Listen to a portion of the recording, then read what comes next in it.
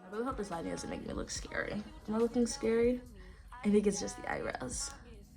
The fact they don't really look like they're there. Whoops. Oh, that was a middle finger. Anyways. Hey everyone, it's Muji or Bored Black Girl here, and as you guys know, I am planning on reading one book every month this year, and I am excited to say that I have officially finished reading my first book. For my first book, I decided to read Budgeting 101. I found it at 5 and Below, and I really wanted to learn a bit more about budgeting. And it took me a while to finish this book, but I did finish it before January was over. And as I promised you guys, I was going to make a video telling you guys what exactly I learned from the book. Now, before we really get into this book, I just want to let you guys know that for a lot of the book, at least for like the second half, I felt like a lot of the information wasn't really something that was extremely valuable to me, at least not right now. So it was kind of hard for me to continue reading as we delve further into things like managing finances when it comes to divorce or marriage or relationships and like retirement, things that like, yeah, down the line I will need to consider and I will need to worry about, but right now it's just kind of like I don't really need to know this. And I felt like it was a lot of information that, although it's good, it wasn't useful to me, so I was just like taking it in and not really having any where to put it. But for the first half, there was some information that I did find very important. But regardless, I'm going to tell you guys the important things that I found from every chapter, and I'm going to give you guys a little bit of insight on how I use them in my real life and if they helped me or not. Okay, in chapter 1, I learned that it's important to track all your spending as well as to change your perspective on spending. You're not saving money after you spent it. You're supposed to be spending the rest of your money after you've saved it. So if you're getting paid or something, you know, you want to put the savings away first before you spend the rest of the money. That way you know, okay, my savings are covered, my bills are covered, anything that is monthly or comes continuously that I know I need to pay off and is important, that's covered. Now the rest of the money, I get to divide that and organize that any way that I want. As well as tracking your spending. Tracking your spending is very important because you need to be aware of where your money is going if you want to not only save money but budget your money a bit better. Another thing I learned is that you should be using SMART goals, or SMART, to help you define your goals, which is specific, measurable, achievable, realistic, and time-oriented. Another really big one when it comes to goals was to actively measure your goals. If you're someone like me who needs a little bit more of like visual motivation to know that I'm on the right track, I really suggest this. Making something like a thermometer chart. I actually have one over there. I think I might, hold on. Let me go get it and show you guys. So I have one right here just to track my Etsy sales. I know that it looks crazy, but it really helps me to set a visual of not only how far along I'm going, but how far I have to go. That way I know what things I need to do to be able to reach my goal and like what quotas I need to reach. Another way to help you stay on track when it comes to goals is by connecting them. For example, if you have something like me, I want to read more books. Okay, my goal is I want to read more books. Another goal could be I want to buy more books, right? Now, the only way I'm going to be able to buy more books is if I read more books. If I read more books, that means less books that I just have laying over here that I'm not reading, and it gives me not only more space, but more opportunity for other books. As I mentioned earlier, it's important to track your spending and as well as track your repeat charges. That way you know that you have the money that's needed in your account to pay those repeat charges. If you're like me, Apple Music, storage, maybe Netflix accounts, Prime Videos accounts, you know, okay, these are things that I want to keep and they need to be paid.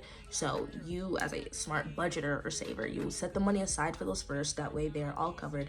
That way the rest of your money can be used for you. This last one is actually one that I did recently when it came to me sort of going on like a small shopping spree for my birthday. Instead of going out and shopping using only your card, you should plan ahead, know how much you want to spend, or at least know how much what you want to buy cost. Give some kind of range, you know, for things like if you're ordering it online, shipping or tax fees, anything that might be added on that you might not account for.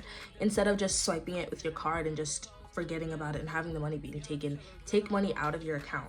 That way the money, that cash in your hand, is what you are allowed to spend. It gives you a visual not only of how much you can spend, but how much you do spend at the end of the day when you have however much you have left. Okay, in chapter 2, I learned that it is important to make sure that the money is in your account first before you spend it. I know that might seem a little bit obvious, but I feel like I'm the kind of person who, as soon as I get my check, I'm like, oh, how am I gonna spend this? What am I gonna buy?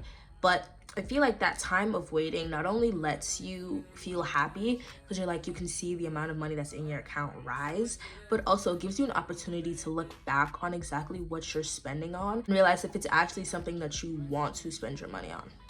Same as in chapter 1, it is important to limit the way you pay, so sticking to cash will help you. Okay, the last one in chapter 2 that I really found important that I honestly did not think about is giving yourself a time limit when going to the store. I feel like this is good, especially when you're going for quick things or like necessities like grocery shopping. That way you know, okay, I need to be out the door by this time. I need to get everything that I need to get. It limits the time that you have to like look around and pick up random things and roam. It also gives you more time control. Okay, now it's time to get into chapter 3. For chapter 3, the first thing that I noted down was to track your money, all of it going in as well as out, as well as where it's being spent and where it's being saved. I think this is really important because it gives you a bit of an insight on you and your shopping habits. Like if you see many repeat charges from places like McDonald's or Target multiple times in the same week, you might realize, okay, maybe I go out to these places too often and those small charges quickly build up. Another thing I learned is that it's important to be cautious of your spending now and how it'll affect your possible lost opportunities later, because you may want to buy something big now that could take away the money from you buying, something small later or something better off that you wanted. Another important thing that I should probably do, I do it a little bit, honestly. I write down the things I'm gonna buy before I go out to the store. It's important to write a shopping list because it forces you to stick to that list and kind of makes you realize I don't need these unnecessary things. And also, at least in my opinion, it makes me see that when I go to the store, I have a tendency to roam as well as pick up random things and contemplate, oh, should I buy this? And it's like, this is not what you came here for. Why would you buy this? You have a list. Stick to the list, pay for it, and then go. Now, the next one is honestly something I have been working on a lot. It is waiting before buying a big purchase and giving yourself time to contemplate on whether you really want it or not. The book recommends waiting a week and then coming back and deciding, okay, do I still want this or no? Next, when it comes to buying something big or something unnecessary, if you're someone who has too many things, if you're gonna buy something new that you might not need, you need to take away something else, or at least 2 things that you already have that you no longer use. That way you're taking things out that you don't need, as well as still being able to have the thing that you want.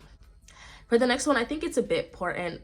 It's really important. I don't really think it is really a spending thing, but I think it's still important. It is not to be envious of other people and what they have and consider the possible struggles behind what they have and how they got it. Because at the end of the day, even the closest people to you, you never really know what's going on with them. So you might be, like, oh, this person's got this person's got that. You don't know how they got it. They might have worked, or they might have saved up, or they might have just said, I don't care, and they just spent the money anyways. While they're gonna have to struggle with paying it back and the financial weight it's gonna have on them. Someone who, although you don't have it, you also don't have that struggle. Another thing, this last one I really think is important, and honestly I should really practice it more. It is not to be afraid of returning things, as well as keeping receipts. I would say keep your receipts because there's ways that you can earn rewards on them. Like I think apps like Ibotta and stuff like that allow you to scan your receipts so you can get some money back, like a gift card eventually. And keeping your receipts helps you track your spending, because once you realize, okay, I have many little receipts and it's only been like a week, you think, okay, I might have a bit of a shopping issue. Or if you have like one super long receipt, you're like, oh, what happened? Don't be afraid to return things. If you bought something because you thought you wanted it and you're like, I don't like this, I do not want this, it's kind of a waste, return it. There's nothing wrong with returning it. You might not be able to get your full money back, or you might even be able to exchange it for something better, but please don't be afraid to return things. Now it's time to get into chapter 4. For chapter 4, the first one that I learned, or that I noted, was to create blockages when it comes to your shopping / killing the shopping urge. I think that if you can find little ways to sort of stop yourself and think about your purchases, this allows you to be able to really pull back and think, do I really want this? Do I really want to give my money to this? How long is it gonna last? Is it really worth it? Do I really like the color like that? Am I buying it because I want it? Am I buying it because I need it? At least once a month, you should sit down and give yourself a chance to look over your bank statements and your transactions. I know this might be a little obvious, but I don't think that many people do it, because I didn't really do it until one day I noticed that there was something that wasn't right on there. And if I'd caught it before, there was a whole bunch of money that I would have not missed just leaving my account. But it does happen, so I think it's important to sit down, not only to, in my instance, check if there's any mysterious charges, but also just to look over your bank statements as a whole, so you can understand your spending and where your money is really going towards. The next one is pretty simple, but I don't really know if not that many people consider it. It's to set up automatic payments. This is why you're supposed to spend the money after you've saved it, because once you've saved up your money and you put everything aside, you don't have to worry about it, and you set up automatic payments. These things that come monthly, annually, quarterly, that may weigh on you when you don't have enough money in your account, you can plan ahead for and say, okay, I know that I have to pay this by this day. Okay, I'm going to make sure I have the money in there. All right, it's in there now. I'm going to automatically set up the payment. As long as I keep the money in there every month, I know that that bill is being paid, and it's one less bill I have to worry about. In chapter 5, the book told me that it's important to pre-plan your big purchases before you buy them. That way you know that you have enough money in your account, and you also are aware of what you're buying and how much it costs. It gives you time to reconsider what you want to buy. The first thing that they recommend for chapter 6 is, if you're a small business, you might not think that the IRS really considers you a small business, but in the truth they might. And this allows you to be able to deduct work-related expenses. Another one when it comes to business is, when you're making a budget for your business, to start with a worst case scenario budget, and to be, I don't want to say realistic, but even a bit harsh on yourself, because when you're first starting a business, it's going to be a lot of loss, at least somewhat loss, before it's gained. So you need to realize, okay, I'm aware that this is a chance that I'm taking, and I might get some money back, but then again, I also might not. So it's important to be realistic with yourself when it comes to your money, and like a business where your money can easily, I don't want to say go to waste, but easily be spent without getting anything back. In chapter 8, I learned that it's important to accept the situation and move through it without judgment or sort of hate or anger towards yourself, because at the end of the day, it's unfortunate, the situation, yeah, but being angry and upset at yourself and putting all your energy into that instead of saving and budgeting is not going to help you in the long run. One thing that I did like in chapter 8 that the book recommended is to pick one specific way of splurging or sort of treating yourself. I think that's really important, because it's a lot better than just going to different places and just buying. If you let yourself know, okay, I want to splurge by go getting food. Okay, you're gonna go get food. You're not gonna go to the makeup store or Target.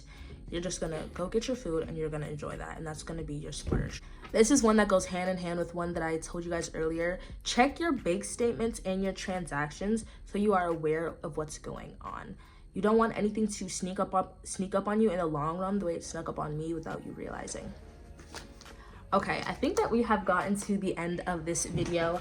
As I said, this book was good to me. I would definitely say that it did help me budget and even save a bit of money, as well as spend less. But if you're young, I would say maybe don't buy this book, maybe rent it or find it in a library, because there's a lot of stuff in here that you may not need. As you can see in the beginning, I highlighted it a lot, and then after a while it just became less and less and less as things progressed, because I found that the information wasn't very relatable to me and not something that I could really use right now. Thank you for watching this video. Check out my reading vlog on this book. Comment down below if you've ever read a budgeting book or kind of a really informational based book like this. Bye. Thank you for watching.